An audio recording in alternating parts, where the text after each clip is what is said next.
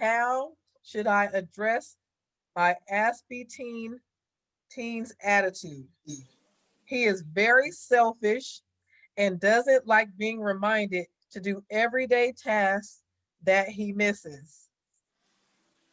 Okay, so there's two parts to this because how should I address my Aspie teen's attitude? That's a lot right there. So you're dealing with the Aspie side and you're dealing with the teen side. You're dealing with, nuclear bomb, two sides hitting, all elements together, drive you crazy.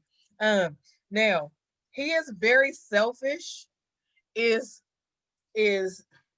already something that I know I'm gonna have to address, and I want everybody to hear this part. When you are thinking about what another person is doing as them being selfish, and some of you know I have a thing about that word anyway, because selfish, you guys, first of all, if you think about that word, then there's no way to be an ish way of us, right? We're either us or we're us. So selfish already irritates me. So I mean, you can say self-full, because they're full of themselves or something, but selfish is always irritating me. But everybody is in their own way kind of full of themselves. They want what they want when they want it. Now, sometimes that goes fully acknowledged, like our Aspie kids out there or Aspie people out there. They're really good at showing how important it is for them to get what they want or need without regard for how other people feel. Okay. And those who are have a lot of strength in their ability to connect to another person's experience, right? They have a strong ability to show empathy because, quite honestly, they're impacted by how other people feel. Then it becomes a little bit different because we respond the way we do still to feel okay about ourselves. So even when we're helping someone else out, those who help other people out help them because that's what makes them feel good, or they would feel bad if they didn't help the person out. Okay, so we are all, and people sometimes, I know I get a lot of people that kind of dislike when I say this, but we're all inherently selfish because we don't really have a choice because we're in ourselves. So, or selfful, my word. so first things first is to start to take a look at that idea that you have about him being selfish, and don't make that a point where there's a point of judgment in that, because it's not a bad thing. It's what we all are. And so now we're going to put it in context so that you can deal with this kid though. So when you're dealing with selfish and he doesn't like being reminded to do everyday tasks that he misses. So the best way to deal with an Aspie kid that doesn't want to get reminders is when you're coming to him to remind him, then start to remind him that he hates to be reminded. Okay, that's the very first thing you want to do. Now, kid. Now, we're not giving out names here. Now, kid. You know, I know we both know that you hate when I remind you about doing things that you're supposed to do. So if you don't want to hear from me, then I'm going to need you to make sure that you have that done before. Okay, there are a couple of things here. Before I see it, before a certain time of day, before, so because if you get it so that it's structured in a certain way, which is very highly recommended when you're dealing with especially an Aspie kid, but any hypersensitive or any disorganized kid, you want to have a buy point every day. Okay. Now, my highest recommendation, without knowing all the little pieces and intricacies, is that you have that be something that they do, say chores, that they do before they have access to those things that are of their areas of hyper focus. So say they are so stuck on wanting to play the video game all day long, they can't think about anything else, right? Before they are able to have access to that video game, then they would need to have this thing done. There's a few, depending on your parenting style, there are a few ways to do this. So you can either let him know, hey, you know what? I've kind of just been keeping the game, you know, in the living room or in your room, wherever the game is, whatever. That's just an example. Been keeping, you know, so that you just have ready access to it. But now I'm gonna have to take it so that you don't have access to it until after I see that your chores are done. Because I'm not, neither one of us want me reminding you about that chore every day.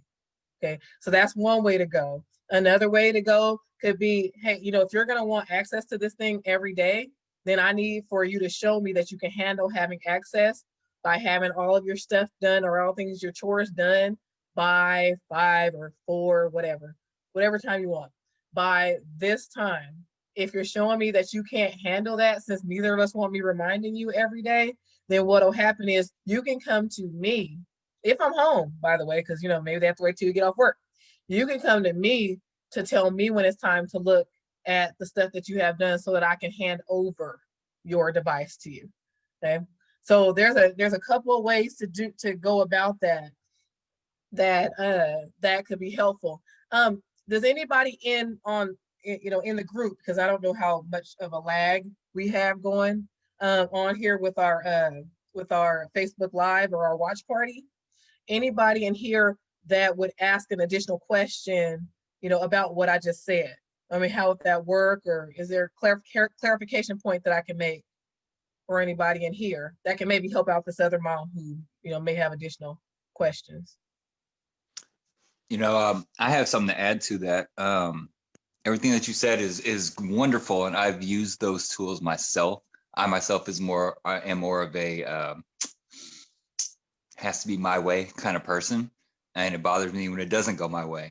And I've learned through many years that, and trial and error and practice, that having the better attitude and the right approach, excuse me, is everything. It really is.